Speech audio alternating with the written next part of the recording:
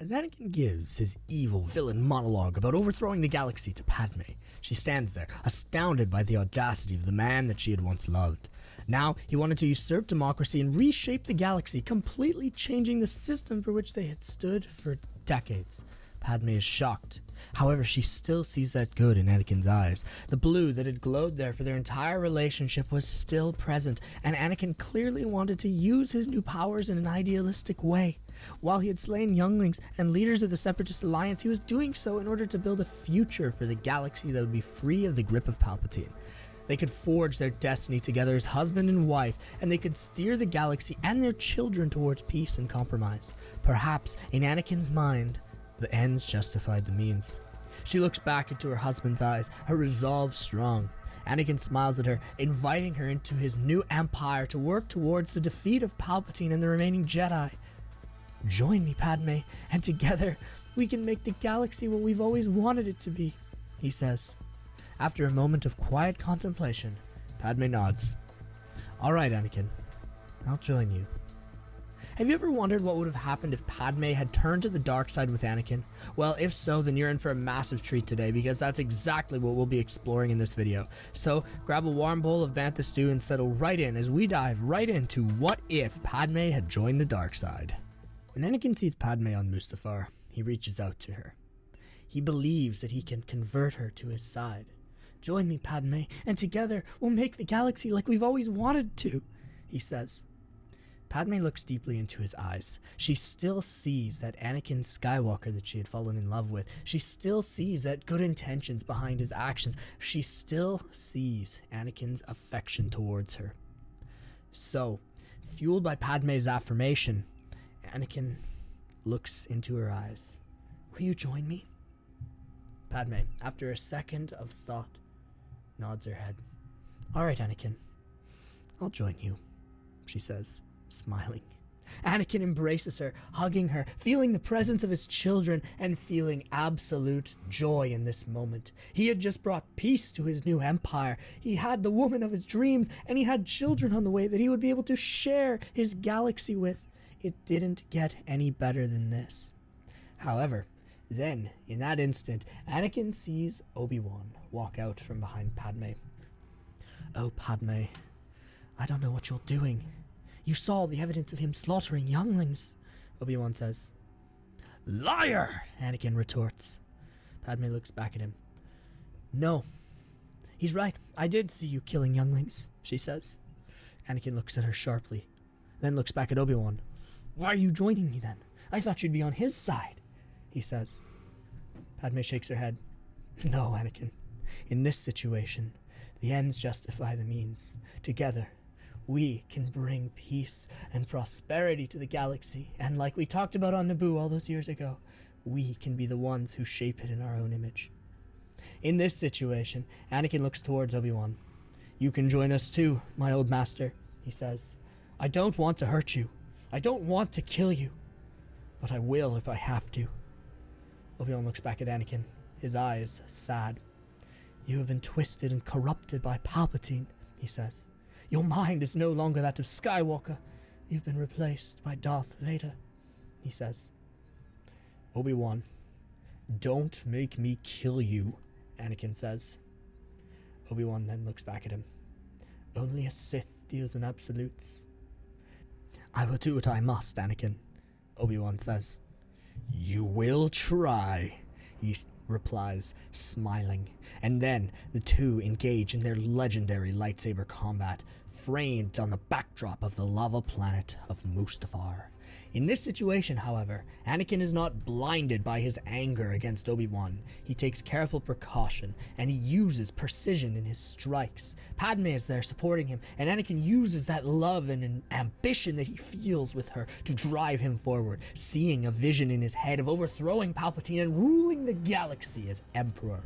Obi-Wan was simply an obstacle, a traitor to everything that he was going to work to build. The Jedi needed to end. So, in a vivacious flash and clash of lightsabers that appeared to Padme to be a storm of saber twirls and force energy, they used their abilities to continue to fight one another. Padme looks on in awe, hoping that they can come to a solution and that their powers will not impact them negatively. However, she knows that Anakin is likely going to win this duel. Her heart is slightly saddened, knowing that Obi-Wan was an old friend. However, once again, in her mind, at this moment, the ends justified the means. Anakin had convinced them. Their love was so strong. So, when Padme watches as they descend towards the lava, continuing to fight, continuing to cry out about brotherly love, and how the Jedi and the Republic were evil and twisted, and that Palpatine actually saw the vision of the galaxy from Anakin's perspective, she continues to bite her nails. In this situation, however, Anakin has the foresight to jump. He has the high ground, and eventually his powers are too much for Obi-Wan. When Obi-Wan jumps to try and finish Anakin off, once and for all, Anakin merely pushes him backwards with his hand, shoving Kenobi into the lava, and watching as his old mentor burns, and his new power sizzles within his gut. Padme can barely stand to watch Obi-Wan as he disintegrates in the lava, but she knows that this is all for the greater good of Anakin's empire. So when Anakin returns, she looks at him. "Is it going to be worth it, my love?" she asks. Anakin smiles. "Of course, Padme. We will finally make the galaxy what we have always dreamed of." His voice goes dark, and his eyes are yellow, but his smile, his evil smile, looks to be that of a Sith Lord.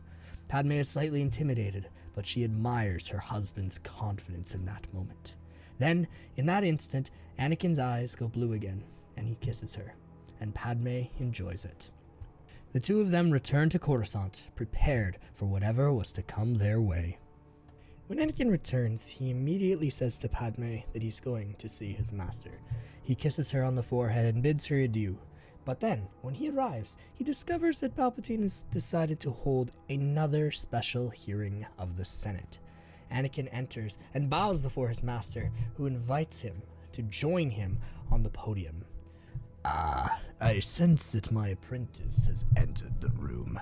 I believe that now I shall introduce you to Anakin Skywalker, hero of the Empire, the one who helped defeat the Jedi coup. Welcome, Skywalker. Palpatine says. The crowd applauds as Anakin rises into Palpatine's chambers and waves, saying thank you and bowing to the countless throngs of adoration from the Empire. He takes a seat beside Palpatine, and he waves to Padme, who's also right next to him in one of the pods. He watches as Palpatine gives a grand speech to the Republic about how he had defeated Yoda. "I defeated that little green man," Palpatine says. "I sent him into hiding, and the Jedi coup shall be no more," he tells the galaxy. "Under my rule, with my power, and with the people behind me, with a strong military, we shall maintain peace and order throughout the galaxy. I do not intend to use my power to corrupt the galaxy. Instead, I want to see it flourish. Under the rule of the Empire, this galaxy will flourish, and we shall wipe out all remaining Jedi," Palpatine says. Anakin sits and claps for Palpatine, but he starts to remember that he doesn't necessarily agree with him. While he smiles and waves to the crowds, he imagines the moment in his head when at the end of the day he would overthrow his master. After the Senate hearing is done, Anakin once again meets with Padme. "Padme, what did you think of that announcement from Palpatine?" he asks. Padme shakes her head as they walk through the hallways together and lowers her voice. "I don't know if I think that he has the right vision for the galaxy. I think that you would be a much stronger leader, one that we need, and I could rule by your side," Padme says. Anakin nods in agreement. "I believe that Palpatine is too narrow-minded," he says. "He's told the galaxy about his power and how he seeks to watch the galaxy flourish under his reign, but I think that he is a hypocrite," Anakin says. He told me that he wants to see all aspects of the Force and study its mystery, but he leans into the dark side far too heavily. He allows it to corrupt his soul. For me, Anakin pauses, I use my dark side and my affection for you to gain more and more power, and I believe that soon I will be more powerful than Palpatine and understand the great mystery of the Force far greater than he can. Padme smiles. We are going to be a great power couple, she says. Anakin nods. I agree, especially with your new children. Anakin looks down at Padme's belly, which continued to swell in size. Padme smiles and agrees. I know that with us at the head of government, we can bring true change to the galaxy. Palpatine is only faking the change. Yes, I know, Anakin says, for his own advancement, even. And I believe that he is the one who orchestrated this whole war for the demise of the Jedi. And I can convince the military of this, Anakin says. Padme nods. Go, do your thing. I think that we can preserve this galactic freedom together. And we are going to rule the galaxy as husband and wife. Anakin, before leaving, kisses her, and then he calls a meeting with the heads of the Imperial military. Anakin, once again, imagines that standing ovation that the Senate had given him, and thinks that soon they would be giving that to him as the Emperor. Once Anakin assembles the top members of the military, he immediately tries to sell his position of a military coup. Friends, I've gathered you here today, he begins, by stating that Palpatine is going to die soon. He's old, he's an old face, and represents the old ways of the galaxy. I believe that we need a new face to go into the new era, he says. Many of you served with me during the Clone Wars, Anakin continues. I'm a seasoned military commander, unlike Sidious, and I know how to better implement policy that will give a unified structure to our military and allow us to continue to fortify the galaxy against threats from outside and within. I also realize today that I'm a very popular figure, and in the Clone Wars, I led us to many victories. Anakin pauses for a moment. I believe that the galaxy would be willing to embrace me as the new Emperor, even if it means the deposing of Sheev, especially with Padme as my wife. Anakin continues. I want to bring a sense of security to the galaxy, and I believe that I am a far better figure than Palpatine to do so. Anakin smiles, his hands clasped behind his back. You will all be well compensated with positions in my government, and I will be sure to listen to each and every one of you. Initially, the military officials meet him with hesitance.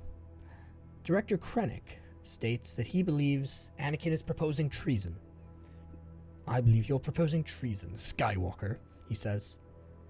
What you're proposing means that if we fail, they're going to risk our lives and our reputations for the entire galaxy to see, he says.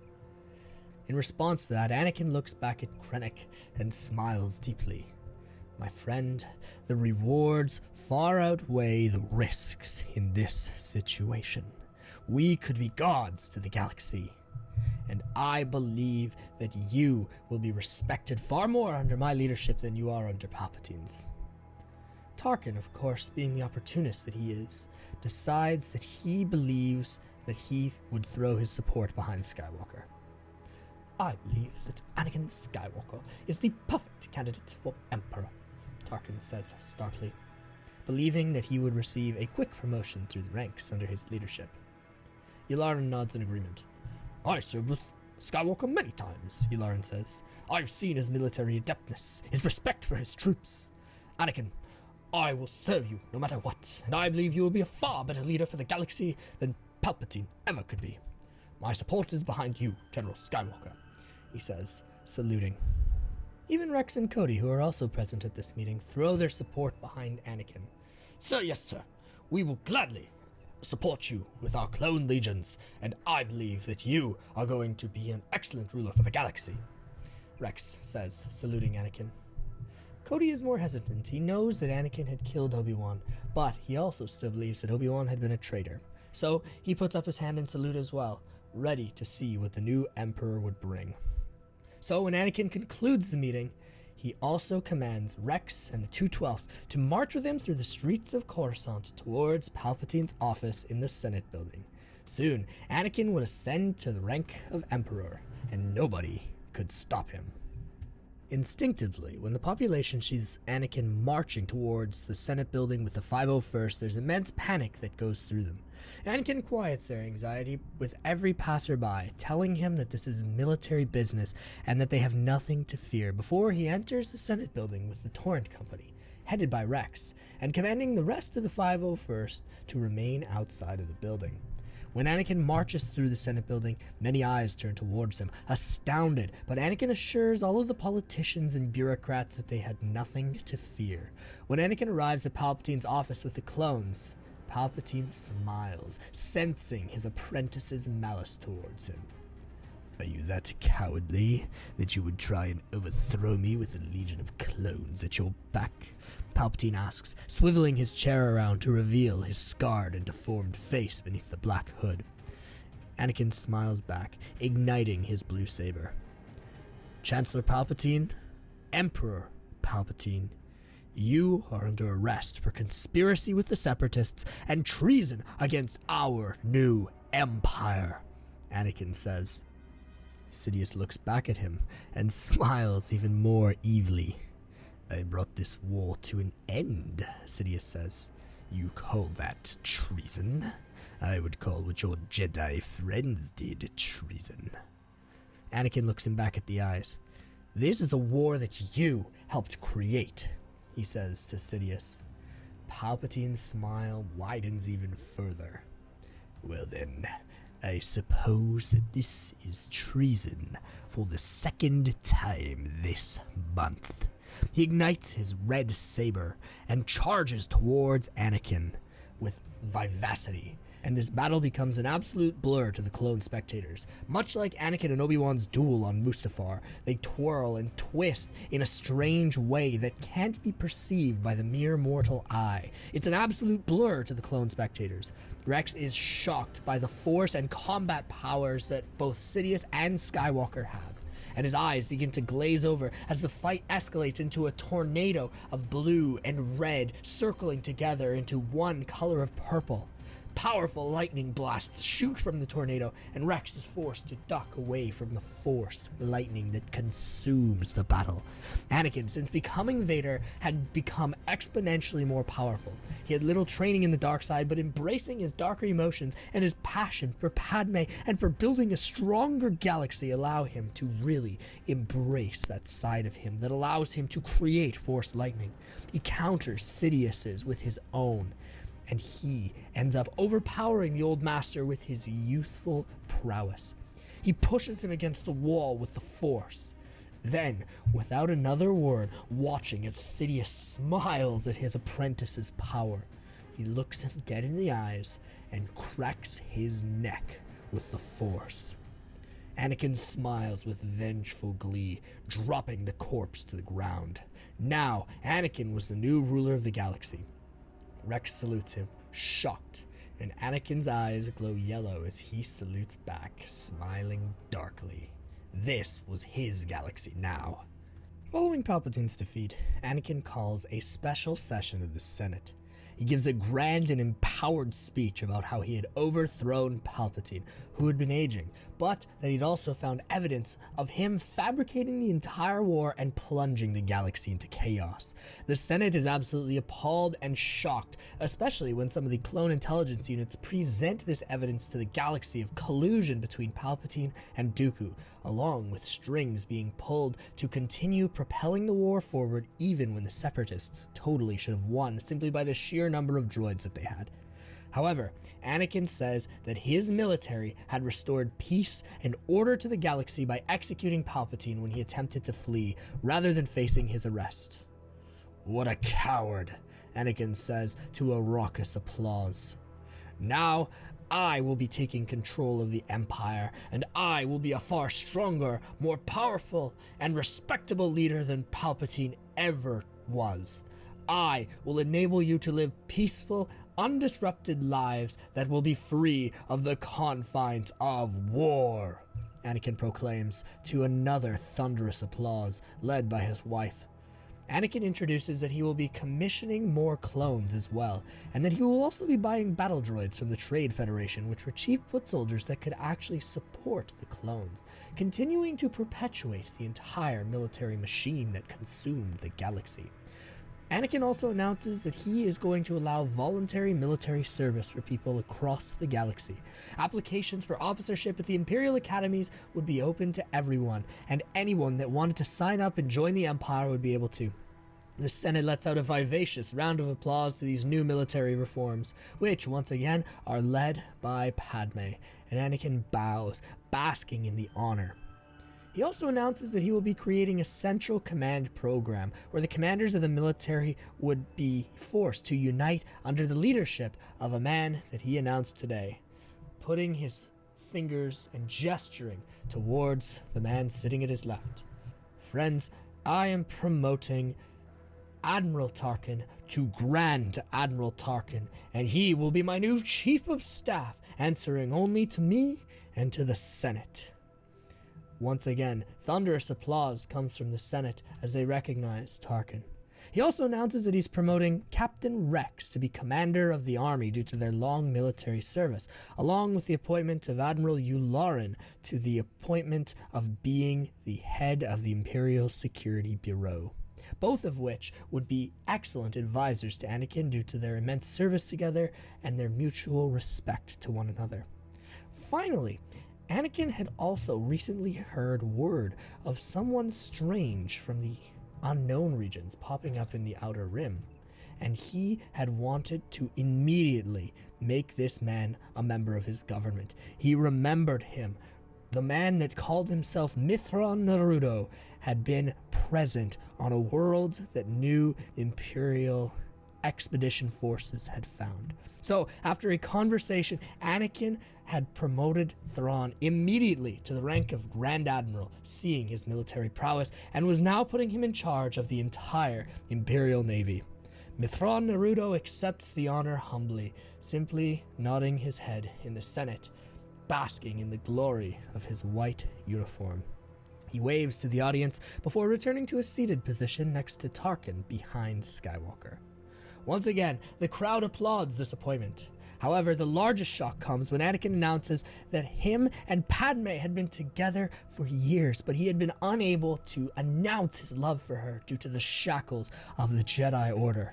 She comes forward in her pod, and Anakin welcomes her to his side as she steps forward, leaving her delegation and becoming Anakin's Empress for everyone to see.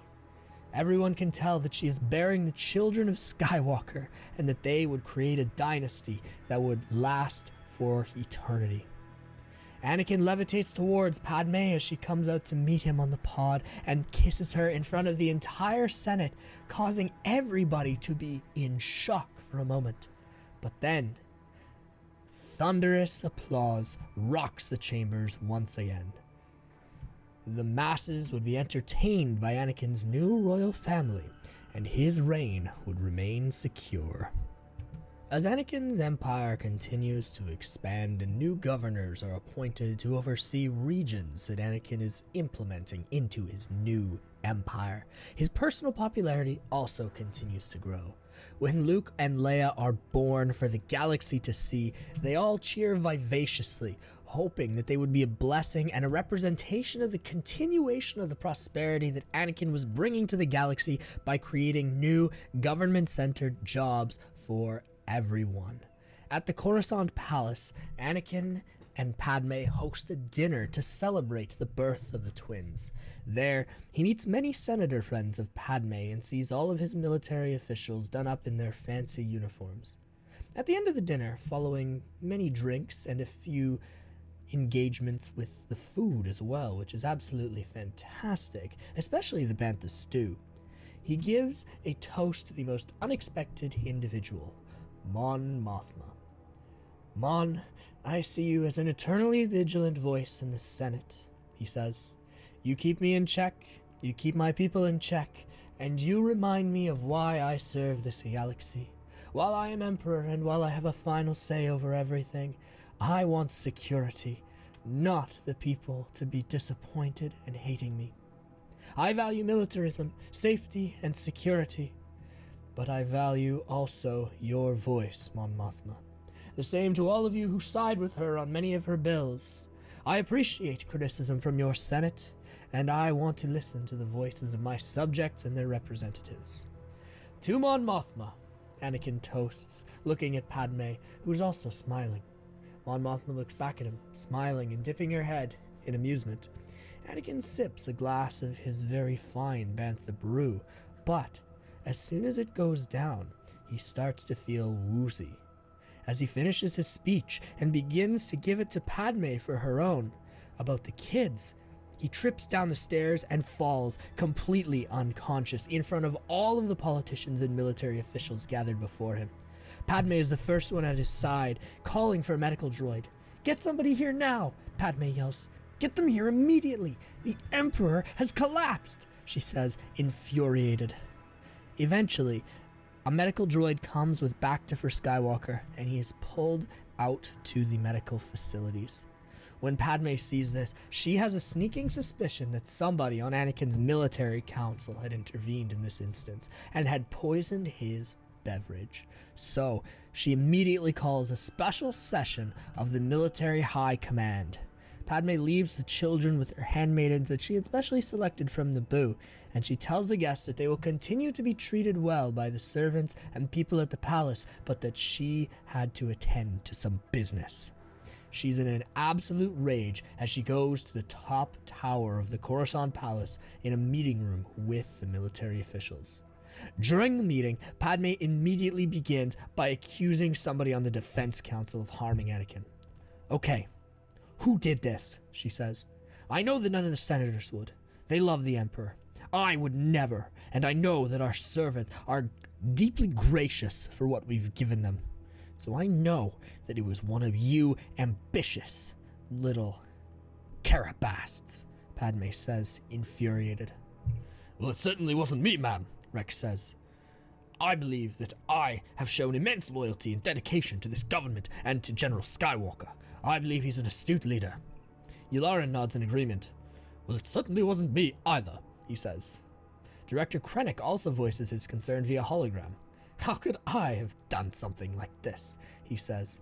"I'm way off, dealing with other Imperial business. I don't have time for the politics of Coruscant right now," he continues. Tarkin then rolls his tongue, sipping some high-quality bantha brew. "Perhaps it is time for an investigation into the senators who express opposition to our Emperor," Tarkin says.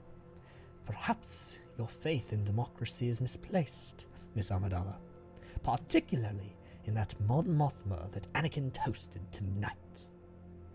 Many of the military folks around the table start to nod in agreement, Yularen in particular, and General Tag follows suit. However, as they are all agreeing that an investigation is required into the Senate, Tarkin raises his right hand to quiet the calls for action. He looks directly at Tarkin with his steely red gaze. "Where were you during the party?" he asks. "I only saw you at the end during General Skywalker's speech." "Well, I was running errands and meeting various governors from the Outer Rim to organize the logistics of sending troops to new planets throughout the Empire," Tarkin says. "That is my job, after all, as one of the most high-ranking officials in this military. Higher than you, I might add," he says, snootily towards Thrawn. Thrawn looks back at Tarkin with an icy stare, and Tarkin continues to sip his drink.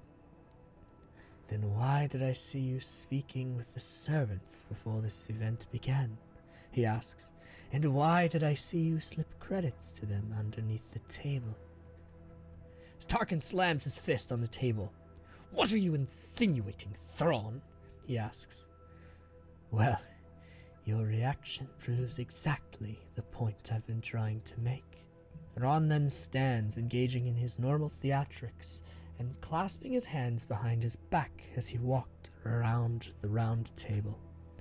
I've been to many recent meetings where you had expressed distaste for Skywalker's reliance on the democratic process, saying that you believed him to be... what was the word? Thrawn then looks back at Tarkin, softening from his initial days. I've noticed in official meetings where the Emperor has been present that you've been more and more cold towards Skywalker, your body language tensing up whenever you remark things about him, and then your eyes narrowing as he speaks. I believe that this has all been a ploy for you to try and kill Skywalker and engage in a witch hunt against our glorious Senate, so that you could elevate yourself above the Emperor and take his power. Tarkin then looks at him with an icy stare, and Thrawn stares back. The perfect plot. Tarkin attempts to scramble together some explanation, pointing his finger at Thrawn. You have no interest in politics. Why are you even here remarking this? Tarkin asks. Thrawn then smiles. You're right. I have no interest in politics. I only have interest in the truth, he says. Clearly, this explanation from Thrawn is enough from Padme. She looks at Tarkin. I never liked you anyway, she says, before pulling out her Naboo pistol and blasting him right through the head. Tarkin's body thuds onto the floor, and some of the Coruscant guards that are present for the meeting come to clean up the mess, pulling his body away. Padme looks around the room.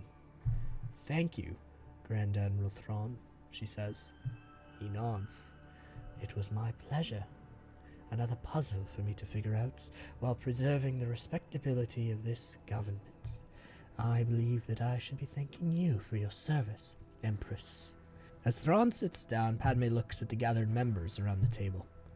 Take this as a lesson, she says coldly. Do not threaten my husband or our dominion. She then rises and dismisses the meeting, saying that they could all go back to the party if they wished. While Anakin recovers, Padme takes over temporary duties as Emperor.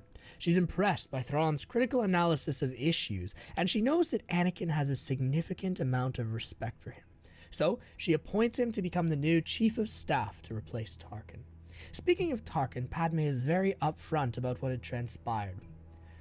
Recently, I witnessed one of our top military officials try to kill my husband, she says. Such acts of quiet rebellion will not be tolerated. I have full faith in the capabilities of the ISB and in Admiral Yularen, and I believe that traitors will not stand in this government for much longer, she proclaims. The Senate loves what she has to say, and boos when she mentions Tarkin's name. However, she continues, waving her hand to calm the people, I believe that public disagreement in this forum is not treason.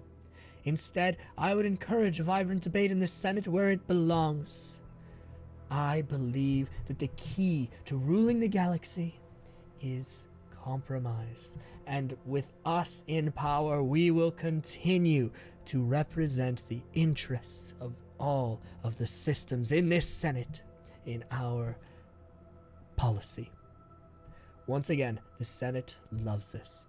When Anakin returns after a few weeks of fluids in Bacta, he emphasizes to the Senate that his resolve is unshaken. Padme had the full authority of the Empire in her hands, and they are a team that absolutely dominates the galaxy. Because of their continued permission of democracy in the Senate, along with full regional autonomy to governors, and the ability for people to voice their displeasure with those governors if they were becoming corrupt, they continue to rule the galaxy and maintain security through the taxes collected from the various systems to the war machine in exchange for Imperial protection.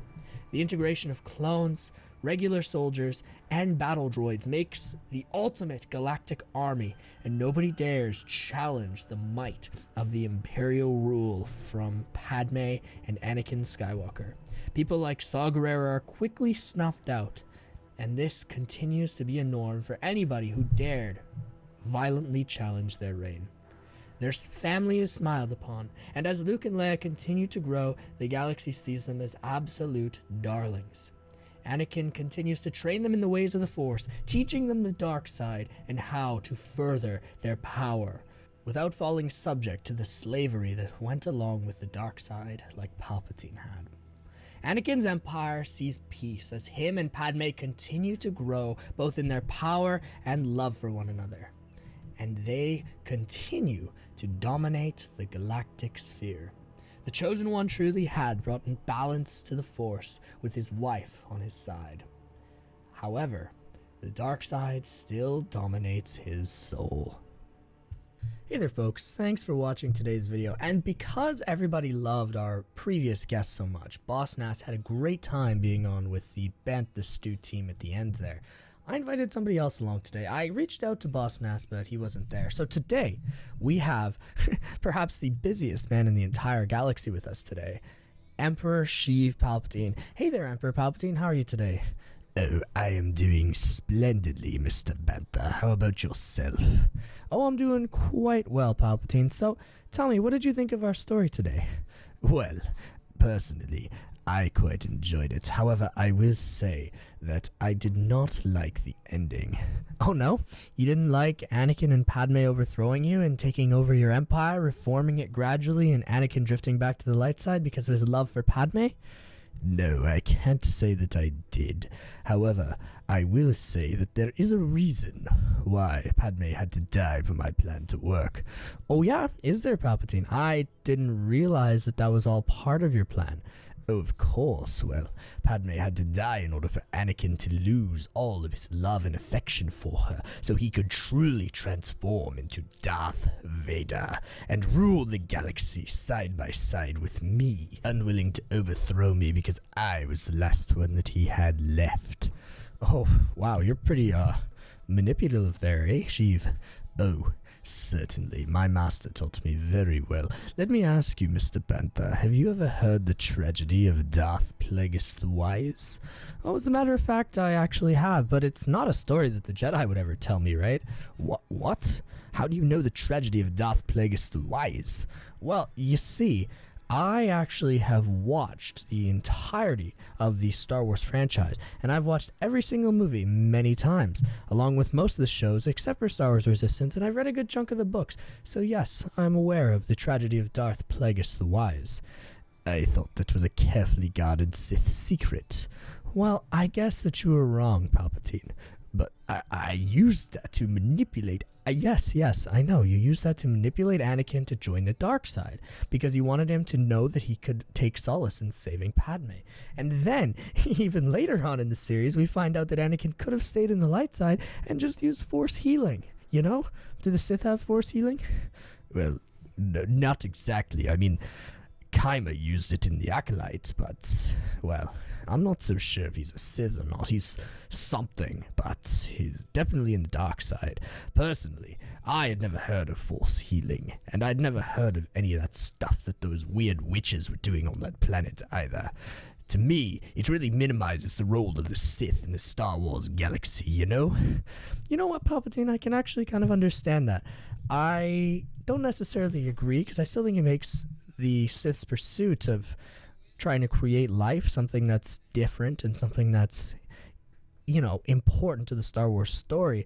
And Anakin's turn, it still makes him special because he was literally born of the Force, and he was meant to, like, you know, manipulate the Force and do a bunch of stuff and become the Chosen One. But I can understand where you're coming from. Yes, personally, I don't like the Acolyte very much, and I certainly don't like those weird witches. Well, you know what, Palpatine? That's fair. And honestly, I bet that you would have given them a run for their money if you'd been around back then. A run for their money. I would have destroyed all of them. I would have wiped them all out and annihilated them. Did you see what Grievous and the Separatists did to the Night Sisters on Dathomir? Did you see how we just destroyed Mother Talzin? Yes, I did see that. And did you see how Dooku was able to counter her dark magic even when he was in a deep sleep in the Clone Wars, and how he was able to recover and defeat those dreadful Night Sister assassins? Of course I did, Palpatine. Well, then surely you see that the ways of the Sith are far superior to whatever those witches were, and I would have totally wiped them out. Of course, Palpatine, I'm not debating you. I just think that, you are definitely one of the most powerful Sith Lords to ever exist. Except for a couple back in the Old Republic, but, What? What do you mean? I am literally the Senate, and you are saying that I am not the most powerful Sith Lord to ever exist? I created a new empire. Yeah, well, so did Darth Vitiate, He kind of brought the Sith back to the galaxy, and his empire did a lot of damage to the Republic and lasted a very long time. Yours, what was it, only about 30 years or so? Personally, I think that there are other Sith out there. Oh, a nihilist could literally eat planets. Like, that's pretty crazy if you ask me, and I'm willing to bet that if Anakin had reached his full potential, he would have been more powerful than all of you guys. Well, Anakin never did reach his full potential. He turned into Darth Vader. But he still killed you, Sidious. He still killed you. Well, yes, but I returned. Oh, yeah, right, sorry. Somehow he returns, thanks to Sith alchemy. Yeah, okay, whatever. Anyway, well, thanks for joining us, Palpatine. I really appreciate it. I hope that you enjoy ruling the galaxy, but I just wanted to cut it off here. I think we've had a great interview with some great conversations. Is there anything that you'd like to add before you leave? Well, yes, Bantha Stew, I simply wanted to say that I appreciate you having me on your show, and I appreciate that you are putting time into furthering the agenda of the Empire on your channel. Wait, no, I'm not doing that. Yes, and because of that, I am going to say the line. Wait, no, you can't say the line, that's my line. I'm going to say it, and if you don't let me, well, I think my lightning fingers will have something else to say about it. Thank you all for watching today's episode of Bantha Stew. If you enjoyed it, I would recommend commenting down below what you thought, and I would also love to hear whether or not you would like a part 2. If so, what do you believe would happen? If you enjoyed this video and want a like-minded Star Wars community, you should come and join the Discord. I am even occasionally in the Discord, and I would love to chat with you about the dark side of the Force and ruling the galaxy. Finally, I would also like to say that many of the Imperial Troopers' favorite meal at the dining hall is Bantha Stew. So, if you haven't had your daily delicious dose of Bantha Stew yet, I would recommend you get it. Hey, that's not the line. Come on, Sidious. Do it right at least. Oh, right. Sorry. I hope that all of you have an absolutely bantha-tacular rest of your day. And, as always, I hope that you've had your daily delicious dose of Bantha Stew. Alright, thank you, Sidious, and thank you for not electrocuting me even though I disagreed with many of your opinions. I hope that you have a great day. Thank you for having me on the show. I hope to return in the future. Of course, Sidious. Thank you all for watching, and as always, I'm going to say the line too. I hope that you've had your daily delicious dose of Bantha Stew.